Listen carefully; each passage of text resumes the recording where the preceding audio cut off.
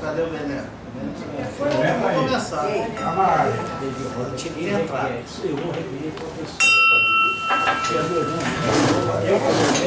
Invocando a Deus, pela grandeza da pátria e a paz em nossos olhos, declaro aberto esse 45º ciclo de estudos leonísticos do Instituto Melvin Jones de Estudos Leonísticos. Convido a companheira Vitali para fazer a invocação a Deus.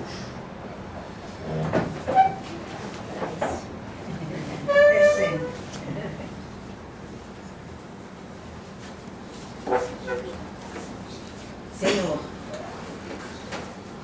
hoje aqui reunidos para mais um círculo de estudos, invocamos a Tua presença para que tenhamos, como sempre, uma explanação que vai nos esclarecer, vai nos ensinar e que a nossa amizade e o nosso companheirismo continue como sempre.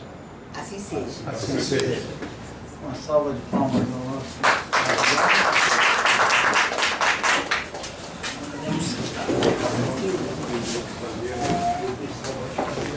Bom, senhores, nós estamos dando início.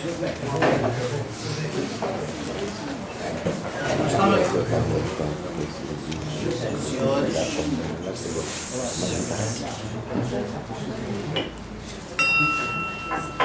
estamos dando início a esse 45º ciclo de estudos, que nós hoje vamos ter a palestra do professor Dr. Ronaldo Mota, reitor, para quem não sabe, é reitor da Universidade de Estácio de Sá, e ex-secretário da Educação Superior do Ministério da Educação, ex-secretário nacional de Desenvolvimento Tecnológico, Inovação do Ministério da Ciência e Tecnologia. Bom, eu convido a companheira Salmita Della Sierra, nossa ex-governadora, companheira Selma Aragão, para fazer a apresentação do nosso palestrante. Por favor. Muito obrigado. Boa tarde a todos. Inicialmente, eu gostaria de cumprimentar, na presença de nosso convidado, a todos os presentes. Em segundo lugar, agradecer a oportunidade, a honra de fazer a apresentação protocolar do nosso magnífico reitor, professor Ronaldo Mota. Professor Ronaldo Mota, eu tenho a incumbência protocolar de dizer algumas palavras que são correlatas efetivamente à sua trajetória de vida. Entretanto, quero reservar alguns minutos para falar do professor Ronaldo Mota como aquele que na Universidade de Estácio de Sá é procurado e a todos atende com essa simplicidade do que eu chamo de criativa da inovação. Não é? E eu acho isso muito importante para que todos saibam quem é esta pessoa que aqui está hoje nos abrilhantando. O magnífico reitor é da Universidade de Estácio de Sá, diretor executivo de educação à distância, do próprio grupo da instituição, que é o Grupo Estácio, e é professor titular da Universidade Federal de Santa Maria, Rio Grande do Sul. Bacharel em Física na Universidade de São Paulo, mestre na Universidade Federal da Bahia, doutor na Universidade Federal de Pernambuco e pós-doutor na University of British Columbia, Canadá, e também nos Estados Unidos, Universidade Militar. Em Física, foi pesquisador 1, que é muito fundamental, o maior nível de pesquisa do CNPq, por quase 30 anos na área de modelagem e simulação em materiais nanoestruturados e atualmente pesquisador em desenvolvimento tecnológico e inovação na área de desenvolvimento de diagnóstico para detecção de micro-organismos em ambientes hospitalares. Professor Ronaldo Mota, em Educação, as suas áreas de interesse, até eu trouxe esse livro exatamente para adoçar um pouco, né?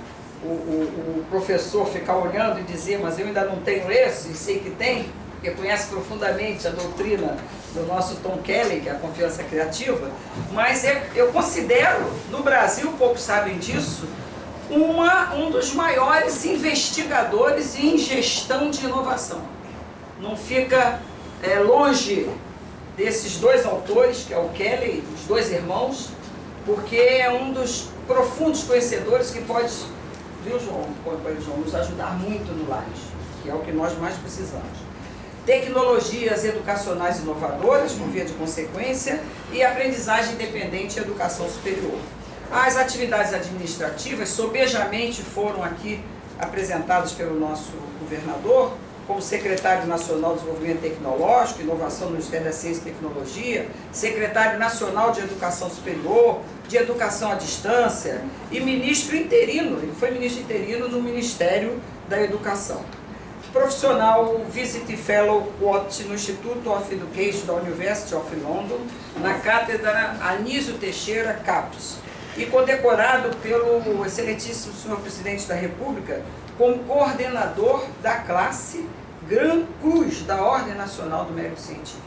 Mas o que eu falo, professor Ronaldo, a honra de eu estar aqui hoje, fazendo a sua apresentação, era pela oportunidade que o magnífico reitor nos dá para o Lions, para o nosso movimento leonístico, um movimento ainda muito carente em gestão criativa e inovação, em gestão de resultados, que tem na figura do nosso companheiro João, é uma das pessoas estudiosas e investigador do assunto. Quero também aproveitar, tecendo as homenagens de nosso colegiado, de nosso governador, de todos aqui presentes, da família leonística aqui presente, com uma saudação ao magnífico reitor, da grandeza de estarmos nesse momento, o que eu já nominei dentro da confiança criativa, que será um banquete espiritual. Ouvi-lo e aproveitar os seus ensinamentos, vossos ensinamentos, na aplicabilidade dos planos de ação de Lages. Uma boa tarde e muito obrigado pela sua presença.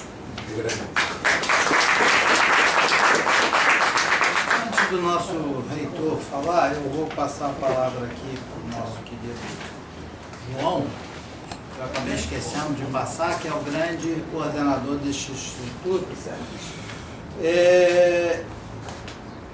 Este é o último, não, o penúltimo. Este é o penúltimo do nosso ano leonístico. Reitor, que o nosso ano começa em julho e acaba em junho, diferentemente do ano civil. O penúltimo do ano. E o companheiro João tem se esmerado na qualidade das pessoas convidadas para fazer essas palestras, e a gente tem se deliciado com essas palestras, né? Nós tivemos aqui a promotora, esqueci o nome dela agora, Mônica, do Ministério Público, falando que é encarregada pela 10 medidas contra a corrupção. Tivemos o doutor Paulo, o professor Romeu, tivemos o professor Paulo também, que é reitor da faixa. Então, agora o senhor vem a brilhantar mais a nossa inteligência e a brilhantar nossos conhecimentos, mas a gente vai passar a palavra aqui para o João, que é o grande mestre disso tudo. Bom, muito obrigado, companheiro Maurício. É um prazer nós termos aqui o Dr. Ronaldo Monte. O Dr. Ronaldo é um amigo de longas caminhadas aí pelo Brasil e outras fronteiras. E mesmo nos momentos do exercício dos cargos mais elevados, como hoje, o reitor de uma das maiores universidades brasileiras, sempre manteve a sua simplicidade, o seu diálogo, a sua abertura para as entidades e as ações voltadas aos serviços humanitários. Foi bastante difícil, nós estamos já há mais de 6 meses tentando buscar uma agenda possível para termos aqui, hoje por ONU, realmente com as principais lideranças desse nosso movimento. Com a sua permissão, gostaríamos de ter também a sua conferência filmada e disponibilizada no site do Lions, e no YouTube, que naturalmente vai com consequências. E o tema que nós propusemos, o nosso governador aceitou, foi exatamente a relevância dos jovens. Eu acho que hoje é fundamental, principalmente nos movimentos como Lions e outros grupos como Irmãos, nós temos um foco de uma ação voltada ao jovem. E esse tem sido um trabalho constante nesses últimos anos. O Lions tem movimentos de adultos, tem movimentos clubes de jovens também que atuam no Brasil e fora do Brasil. E temos a certeza que a sua transmissão, o seu conhecimento trará muita luz para esse plano estratégico de desenvolvimento do nosso movimento. Então, é muita honra que eu saúdo e faço as pessoas da companheira Selma Aragão, também professora universitária, professora de grande contribuição na área jurídica de nosso país. Então, nós temos um imenso prazer, todo mundo, de receber e dar realmente essas boas-vindas para a sua conferência presencial, com um grupo seleto de convidados, mas especialmente para um grupo aberto e com a participação de milhares de pessoas espalhadas por todo o nosso país e até pelos outros países também importantes. Nós temos, só para finalizar, essa minha fala, não vou falar, nós temos como de praxe sempre a exposição, que poderá girar em torno de 20, 30 minutos. Durante o período da exposição nós não teremos perguntas. Depois nós encerramos a parte expositiva e aí naturalmente algum complemento, algum debate que possa ser possível ser feito. Então, a palavra é sua e seja bem-vindo ao nosso movimento. Obrigado. Excelentíssimo senhor governador Maurício, excelentíssima ex-governadora Selma Aragão, excelentíssimo senhor professor João Roberto Alves, amigo de longa data, a todos aqui, muito agradecido, um honroso convite, eu faço, atendo com muito prazer. Eu sou bastante direto, então, nosso tema hoje, que foi proposto pelo professor João, é sobre jovens. É um tema delicadíssimo, muito complexo. Talvez a gente possa dizer que sempre tenha sido, quer dizer, mesmo com um público às vezes menos jovem, mas se a gente voltar um pouco atrás, cada um de nós foi jovem um dia, e é absolutamente natural que os menos jovens da época imaginassem que o mundo estava em permanente transformação e que os jovens eram muito difíceis de entender. E eles deviam ter razão. Mas nenhuma geração anterior tem tanta razão como esta geração tem. O Homo sapiens, perdão, e sem nenhum prejuízo de qualquer outra fé, existe uma linha da ciência, baseada no método científico, entende que nós fazemos parte de uma espécie que, em torno de 150, 200 mil anos atrás, começa e tem toda uma trajetória e que, ao longo desse período todo, as transformações foram gigantescas. E mesmo se a gente falar da história recente, é igualmente provável que alguém no século XIX dissesse que as transformações eram inacreditáveis, eram realmente surpreendentes e também não estariam errados. No entanto, há indicadores, há como mensurar e não há registro de nenhuma outra época em que as transformações que tenham gerado mudanças de comportamento, hábitos, costumes, seja tão forte como essa. Ou seja, eu posso me lembrar da minha infância, eu posso lembrar de quando eu nasci, e, por exemplo, não existia a figura do computador. Se alguém achar que o computador é uma coisa secundária, esqueça. O computador, ele muda radicalmente todos os setores da sociedade, muda o comportamento de todas as faixas etárias, mas particularmente, e de uma forma muito mais agressiva, modula o comportamento, a atitude dos mais jovens. E entre os mais jovens, aqueles mais jovens ainda, as transformações são mais gritantes. Nós temos sempre a opção de imaginar que seja algo passageiro ou que seja algo ruim, mas é um mero juízo de valor. E o juízo de valor não acarreta em nada, porque ele não para o curso da história. Então é mais aconselhável, se eu posso usar o termo, tentar entender esse processo. E entender não é julgar, entender é ver quais são as variáveis que estão se alterando. Tem uma brincadeira de outras épocas, provavelmente dos nossos pais, avós, que deve ter surpreendido com a famosa máquina de debulhar milho. Eles tinham toda a razão, eles debulhavam o milho com a mão, surgiu uma máquina, e eles achavam que nada mais surpreendente do que aquilo aconteceria. Outros, há pouco tempo, imaginavam talvez que o computador fosse uma transformação que nenhuma delas superaria. E hoje? Nós estamos em 2016, estamos terminando o mês de maio, estamos entrando no mês de junho. Como é que, em poucas palavras, a gente definiria qual é a principal característica do mundo contemporâneo e em que isso afeta radicalmente a cabeça, o comportamento, a mente dos jovens? Nós, como sapiens, voltando à nossa história de 150 a 200 mil anos, vivemos muitas transformações. Mas nenhuma geração anterior poderia imaginar um cenário onde a gente pudesse fazer a seguinte afirmação: nós estamos adentrando de forma muito rápida, ainda aqui nos seus preliminares, um mundo em que a informação está e estará totalmente acessível, instantaneamente acessível e gratuitamente disponibilizado. Qualquer um de nós pode dizer, não, mas ainda não está. Não está, mas vai estar. Se ela não está totalmente disponível hoje, é questão de meses, talvez anos.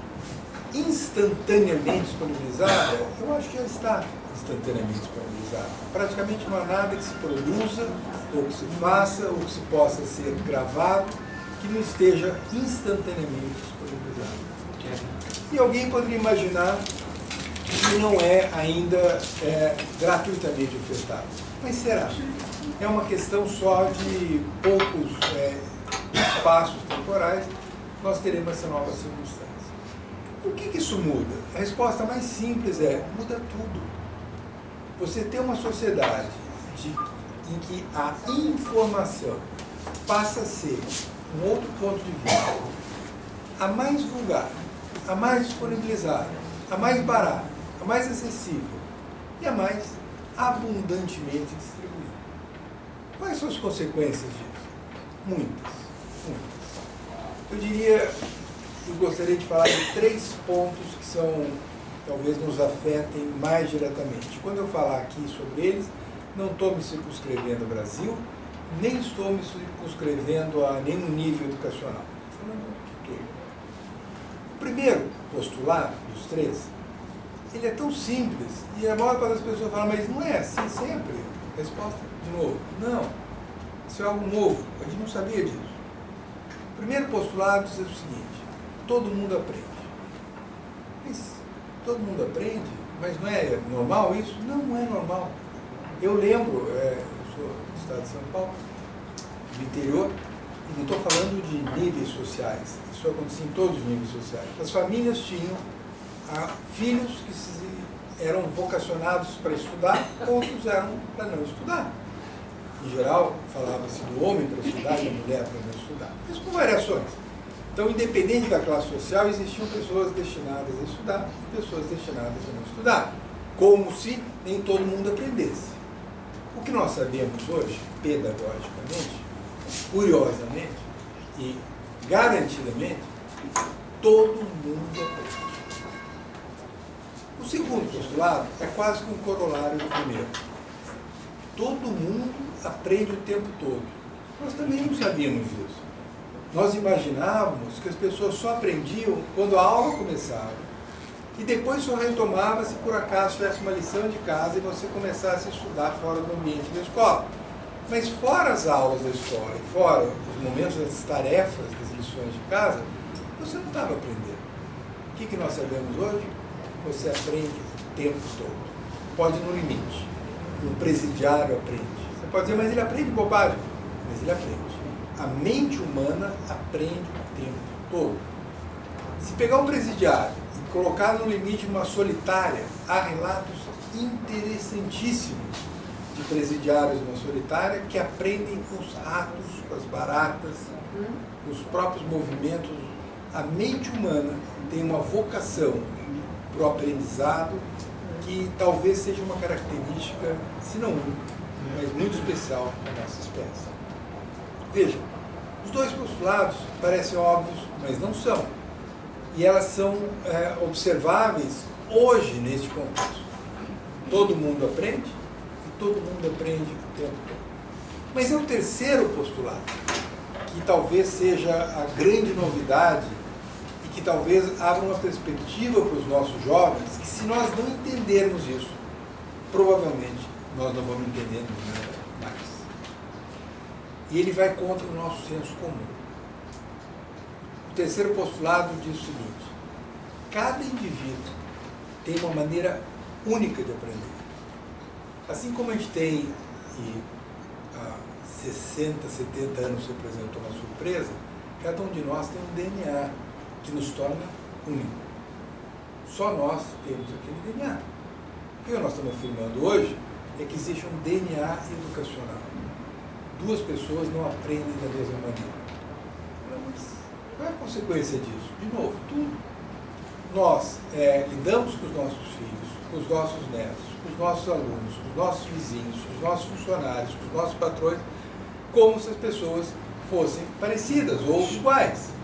Quando a gente tem agora que trabalhar uma outra versão, cada pessoa aprende de uma maneira absolutamente única, própria, que lhe caracteriza.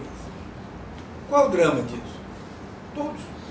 Nós moldamos todo o sistema educacional, e aqui educacional é amplo senso, colocando todo mundo numa sala de aula e adotando uma metodologia, seja ela qual fosse, e que esperava que as pessoas que estavam sendo objetos dessa educação aprendessem, na média, bem. Funcionava? Muito bem. E por que funcionava bem? Porque havia uma correspondência entre esta maneira de lidar com a educação, seja a educação que eu fazia para os filhos, ou aquilo que a escola fazia para os seus alunos. Por quê?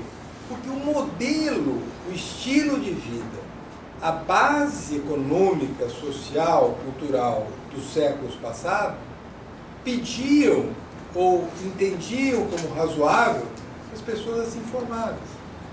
Vejam, sejamos claros, quer dizer, eu não vou fazer todo o processo evolutivo, mas nós fizemos, a partir da Revolução Comercial, da Revolução Industrial, 2, 3 séculos, desde a máquina a vapor, onde o que você demandava de um cidadão, de um profissional, de um trabalhador, é que ele realizasse técnicas. Técnicas eu ensino, eu aprendo, e se eu aprender na média, eu sou um profissional médio e eu mediamente me dou na sociedade e mediamente sou uma pessoa, um cidadão feliz.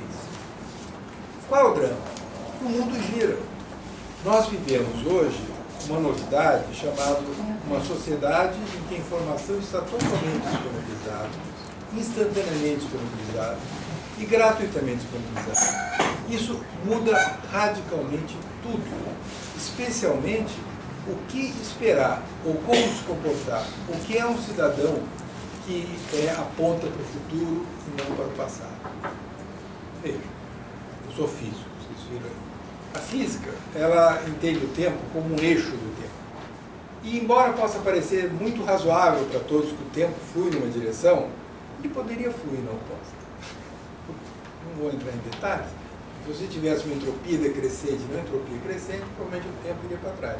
Se o tempo fosse para trás, se nós estivéssemos preparando jovens para o século XX, se nós estivéssemos preparando profissionais para o século XX, não tinha que mexer em nada. O sistema estava funcionando.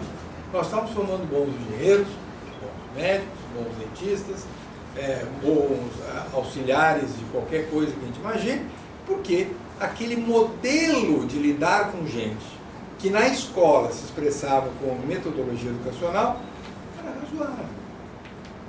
Deixa eu fazer um pequeno parênteses agora, que talvez fique mais claro. Quando a gente tem uma dor de cabeça, todos nós temos, dor de cabeça mesmo, não é dor de cabeça simbólica, dor de cabeça. Cada um de nós toma Tilenol, Novalgina, cada um tem o seu predileto. Todos nós temos dor de cabeça, de uma certa maneira todos nós tomamos. O que ninguém conta, embora a Bayer saiba, a Pfizer saiba, é que no laboratório que produz o Tilenol, a aspirina, a Novalgina, quem produz o princípio ativo daquele fármaco produz uma suposição curiosíssima. Esse número não é abstrato, é mais ou menos isso. Eles imaginam que a pessoa que vai tomar seja do sexo masculino, tenha 32 anos, meça 1,76 m e pese 74 kg. E que a dor de cabeça dele seja mediana. Ora, se você não tem dor de cabeça mediana, se você eventualmente não é do sexo masculino, se você não mede, se você não, qualquer coisa que difira, você tomou o princípio ativo demais, você tomou de menos. Mas se inconscientemente toma seu Tilenol. Educacionalmente, seja em casa ou seja na escola, nós fazemos o mesmo. A gente dá uma dose, supondo que todos se comportem assim. Funcionava?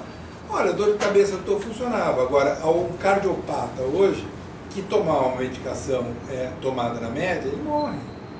Quem tem uma boa assistência hoje de uma clínica especializada, de um bom médico, para cada doente é tirado suas características genéticas, as circunstâncias da sua doença, o seu peso, a sua idade, e é produzido um medicamento específico para aquele indivíduo.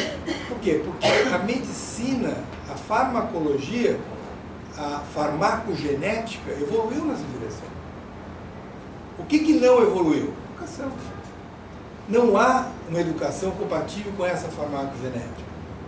A educação, eu me refiro aqui, educação na escola ou educação dentro da casa, ela ainda é um modelo taylorista, ainda pensa que nós estamos formando profissionais do passado e ainda pensa que vai distribuir Tilenol para todo mundo, independente. Isso não funciona. Assim como a gente querer entender os jovens de hoje à luz das ferramentas, dos instrumentos, das medidas, da régua que nós tínhamos antes, não vai medir coisa alguma, ou pior, vai medir uma coisa errada e vai nos induzir a soluções erradas. Bom, e como é que a gente lida com isso? Eu não sei. Não temos a receita. É algo absolutamente novo. Lidamos agora com indivíduos que têm características próprias. Bom, você vai falar, mas você é educadora, você é reitor de uma universidade, como é que vocês estão fazendo com isso? Bom, primeiro, tem que saber o que está acontecendo. Segundo, se o veneno for as tecnologias digitais, é bastante provável que quem produz o veneno produz o antigo. Então eu tenho que, de novo, recorrer às tecnologias digitais e tentar identificar individualmente quem é o educando. Hoje já falando para pais e mães. O pai e a mãe não podem mais surpreender que, mesmo tendo 4 filhos, às vezes eles falam, mas os 4 são diferentes. Óbvio que são diferentes. Estranho se eles fossem iguais. No entanto, há uma tendência enorme de pais e mães que tratarem com Tilenol os 4. E a escola faz isso com uma enorme satisfação, achando... E aí, qual é a consequência? Se o Tilenol não funcionou, eu culpo minha cabeça não é boa, não, Tilenol. A escola faz o mesmo. Quando ela adota uma metodologia da média e alguém, por algum motivo, não respondeu adequadamente àquela metodologia, ela exclui e diz, esse não serve para estudar. Eu me lembro, nós tínhamos os alunos que eram considerados inteligentes e os alunos que eram considerados burros ou inaptos. Bom, será que era? Será que não era simplesmente uma função-resposta de um input que eu dei a partir da condição que eu escolhi, a metodologia, o ambiente? Qual é o grande mérito do mundo contemporâneo, se é que ele tem mérito? É que nesta sociedade da informação totalmente acessível, instantaneamente disponibilizada e gratuita, nós passamos a ter uma oportunidade de realizar algo que nunca o tempo passado permitiu, que é, conhecendo o indivíduo, conhecendo o educando, ter a oportunidade de criar condições para que todos aprendam, para que todos aprendam o tempo todo e que cada qual aprenda da sua maneira única. Eu falo assim, mas isso custa muito caro, eu vou ter que ter um professor para cada aluno, é como se falasse que o Aristóteles vai lá ensinar o Alexandre Magno, vai ter cada um. Não dá, o processo nosso é massificado, são milhões, são bilhões. Como que a gente resolve isso? Com o veneno que já é o antídoto. Por incrível que pareça. Aquelas coisas que alguns de nós aqui devem odiar, de ver os jovens o tempo todo naquela telinha da gente. Vejam, é surpreendente para todo mundo. Eu me lembro, há não muito tempo, o professor João Roberto deve ter participado de alguns eventos parecidos, na Faculdade de Educação da USP, supostamente nossa melhor universidade, há pouco mais de uma década, discutir a questão de uso de computador em sala de aula. Eles ainda discutiam o uso de computador em sala de aula. Hoje não é que não se discute, pode ser que as pessoas ainda duvidem, mas é que não tem mais sentido. O computador não está na sala de aula, o computador está na vida inteira, o computador não está em lugar nenhum, o computador foi introjetado. Se nós não entendemos que boa parte dos mais jovens, entre os jovens, simplesmente mora lá dentro, nós não entendemos nada. Há algum tempo atrás, uma escala de 2 anos, 2 anos eu trabalhava em Londres, no Instituto de Educação, que é considerado, sob algum ponto de vista, o melhor do mundo, e eles estavam lá discutindo, na época, o fim do desktop, né? Quer dizer, óbvio que vai acabar. O que nós não sabíamos, talvez há 2 anos, é que o chamado laptop, o iPad, não vai existir mais. É muito rápido. O que é provável hoje é que nós estamos vivendo o finzinho da história do celular. O celular, obviamente, vai ser incorporado ao corpo. Convida a gente quando você pegava. Claro que vai nascer uma geração que aquilo vai ser parte integrante, indissociável. Alguém com legítimo direito diria assim, mas isso não é bom. De novo, esqueça o julgamento. É um legítimo você achar que não é bom. Só não ajuda nada você achar que não é bom. Você acha que eu gosto de ir num bar e ver 4 jovens, os 4, cada um com a cabeça para baixo? Claro que de alguma forma me ofende. Mas eu não olho aquilo com juízo de valor. Até porque a cada geração você vai ter uma dinâmica e essas coisas vão levar a outras que nós desconhecemos. Mas o que é importante? O veneno e o antídoto. Aquela mesma base computacional, as mesmas tecnologias digitais, elas permitem uma coisa absolutamente surpreendente, da qual todos nós somos objeto, não somos ativos, somos passivos. Se alguém aqui usa o computador, e todos usam, achar que você não é totalmente já conhecido por alguns mecanismos ou ferramentas de busca, esqueça. Hoje, uma ferramenta como a Google, por exemplo, te conhece mais do que o teu mais próximo vizinho. Ele sabe o que você gosta, que hora que você acorda, o que você faz, como você se comporta, como você reage. E a gente tem uma dificuldade enorme de entender isso. Por que eles querem saber? Para ter lucro.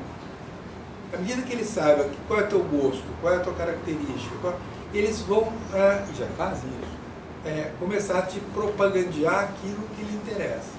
Vejam, essa é a parte talvez mais comercial e maldosa.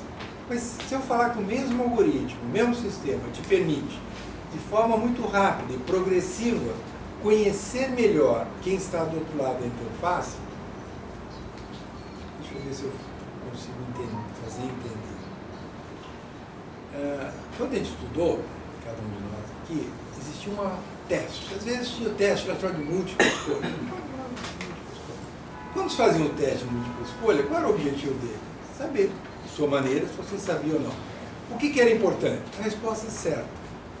E se eu disser para vocês hoje que a resposta menos interessante é certa?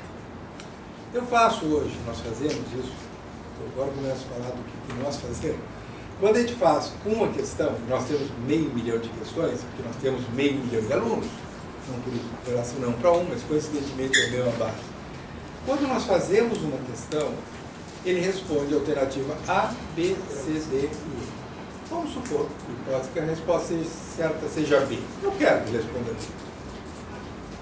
E vamos supor que eu tenha dado 10 questões, numa turma de 100. Vou simplificar. E seja sobre história grega. E vamos supor que eu coloque como nota para passar 5. Vou passar aqui dos 100, 60 tiraram acima de 5 e 40 tiraram abaixo de 5. Eu fiz 10 questões. Agora o meu computador olha de novo para as 10 questões e faz a seguinte pergunta. Se você me acompanha, é um pouco chatinho, é um pouco técnico isso. E olha assim, você fez 10 questões.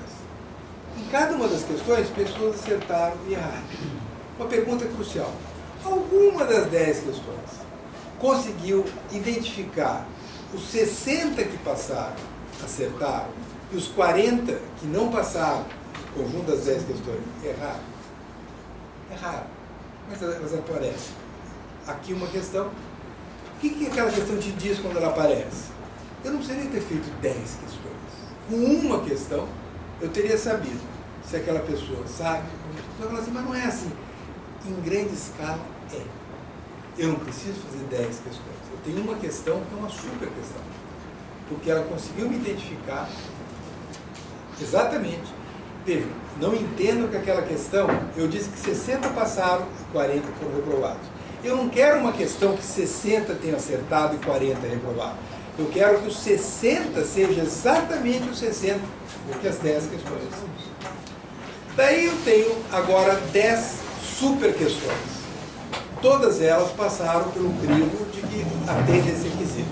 E reproduzo isso várias vezes. Eu estou começando a formular um processo onde, ao final, eu quero chegar numa coisa que alguns brincam que é Deus, né? Mas é a pretensão sempre do homem querer ter um ponto de convergência onipresente, onisciente, e que eu teria, em tese, uma questão que identificaria a todos.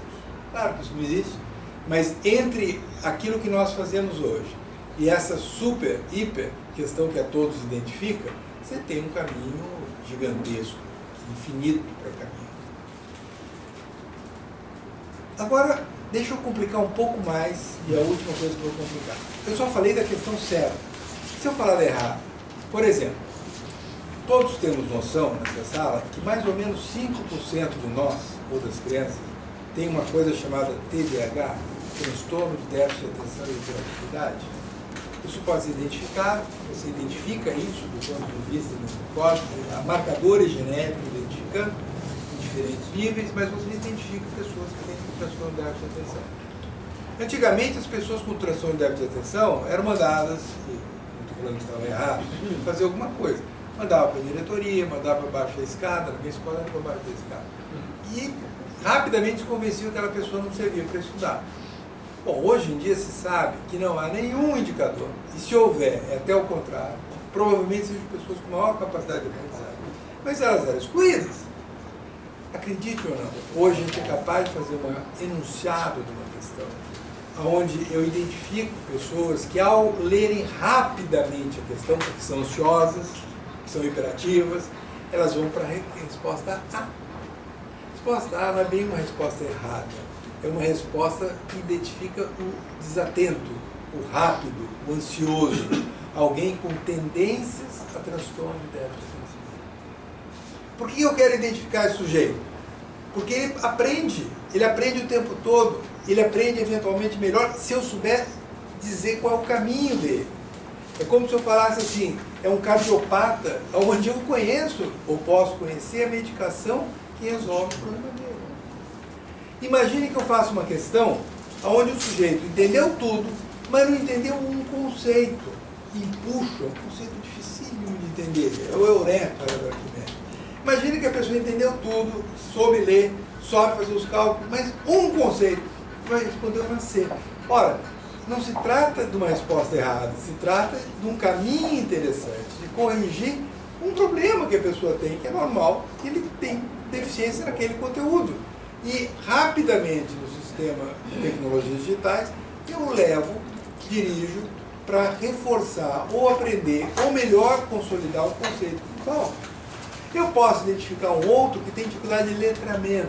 Letramento não é ler na diagonal. Letramento são pessoas que têm dificuldade de interpretar texto. Pode aprender? Pode. Eu preciso que ele passe por um processo em que estimule a capacidade de interpretar texto. Eu posso ser um outro que tem dificuldade de regra de 3. Ele fez tudo certo, o conceito estava correto, o raciocínio dele, ele concentrou, ele soube ler, e ele tem problema com regra de 3. Eu posso dirigir para alguém que tem sua capacidade de aprendizagem, mas que tem dificuldade com matemática elementar. Se eu fizer isso em grande escala e repetidas vezes, e eu tiver muitos dados, eu acho soluções, em tese, para os mais diversos perfis. E eu vou cada vez mais me aproximando de que cada pessoa aprenda a sua maneira, e se eu puder conhecê-la, eu posso explorar no limite superior a sua capacidade de aprendizagem, e eu elimino aquilo que era comum. Esses servem para estudar, aqueles não servem. Esses são inteligentes, aqueles são burros. As tecnologias digitais, elas nos permitem uma coisa absolutamente surpreendente. Todos podem estudar. Todos podem estudar desde que eu crie percursos educacionais compatíveis. E estudar aqui transcende a ideia da escola. Se eu souber entender a pessoa, eu sou capaz de criar mecanismos, estímulos, ambientes em que as pessoas podem explorar o que elas têm de melhor em si. Para finalizar, isso tem nome? Tem. A gente usa um nome antigo, mas tem. Chama empatia. Empatia talvez seja a palavra mais difícil de ser entendida. Alguns confundem erroneamente empatia com simpatia. Simpatia é uma outra coisa. Eu gosto de, não sei se vocês assistem uma série chamada Dr. House. A Dr. House é aquele sujeito mais perverso, mais bandido, mais... não presta. Dr. House não presta. Ele é o sujeito mais empático. Por que ele é o mais empático? Ele não é simpático, ele é antipático. Mas por que ele é simpático? Porque ele, a cada doente, ele se transporta para o doente e, entendendo a unicidade do doente, ele decifra a solução. O que é empatia? Empatia é entender o outro ou se colocar na posição do outro. Isso não é ser misericordioso, isso não é ser bonzinho, isso não é ser religioso. As pessoas podem usar isso por mal. Não é o caso do Dr. House, que salva as pessoas. Mas a empatia é entender o outro ou se colocar na posição. E se nós fizermos isso, seja dentro da escola, seja no ambiente familiar, seja com o seu vizinho, seja com a pessoa que você sequer conhece, seja com a pessoa que subiu contigo no elevador, e usar isso para o bem, você começa a construir um sistema muito interessante. É claro que você pode dizer, mas eu conheço outro no primeiro olhar. É um legítimo direito de alguém achar isso. E às vezes conhece mesmo. Agora, nós educacionalmente trabalhamos com milhões de almas, vidas e personalidades próprias.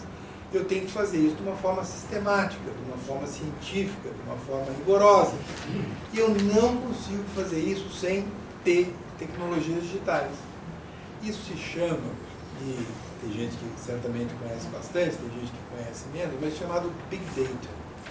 Big Data significa o seguinte: eu só consigo entender algo se eu tiver muitos dados, muitos dados, muitos dados. Eu preciso ter muitos dados. Qual é a consequência disso? Eu vou encerrar com isso. No passado, eu, em São Paulo, eu estudei no Colégio Bandeirantes, né? Ainda é um dos melhores de São Paulo. E por que ele era muito bom? Porque ele era um colégio de elite. E ele só podia ser bom por ser um colégio de elite. Porque o paradigma do nosso mundo que está ficando para trás era de que você não conseguia conjugar duas coisas. Se as coisas eram boas porque eram para poucos. E tudo que você fazia para muitos tinha que ser de má qualidade. SUS é para todos. Alguém imagina que por ser para todos tem que ser má qualidade. Educação pública, como é para todos, as pessoas concluem que tem que ser de má qualidade. Isso foi assim no passado. O Brasil é o campeão nisso. O Brasil tem coisas boas e para muitos. As boas são para poucos e as muitas são de má qualidade. Esse paradigma pode ser resolvido? Pode. Não só pode, como nós estamos caminhando em direção à sociedade que fará a afirmação contrária. Algo só poderá ser de qualidade porque é para muitos. Nada conseguirá mais ser de qualidade se for para poucos, porque faltarão data. Porque eu não tenho dados, eu não posso construir leque de opções. Então nós precisamos imaginar que vamos viver num mundo tão curioso daqui para frente, que quanto mais gente disponível, quanto mais gente estiver disponibilizando dados, eu melhor conhecerei e mais rapidamente criarei percursos que tratarão da coisa mais importante. Cada pessoa aprende de uma maneira. Todos aprendem e todos aprendem o tempo todo. Isso é dificílimo entender. Se não entender isso, nós não vamos entender nossos jovens. E os jovens não vão entender os mais jovens. Mas elas continuarão progredindo, continuarão cada vez mais sendo usuários passivos da tecnologia. O que nós estamos dizendo é, o que é o veneno é o antídoto.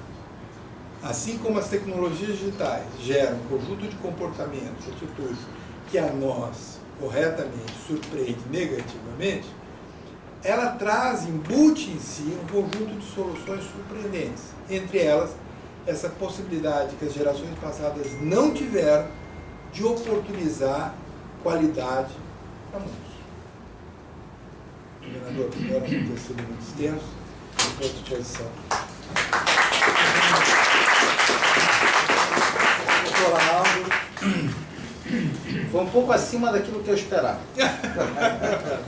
É um pouco mais complicado o negócio que o senhor colocou para nós pensarmos.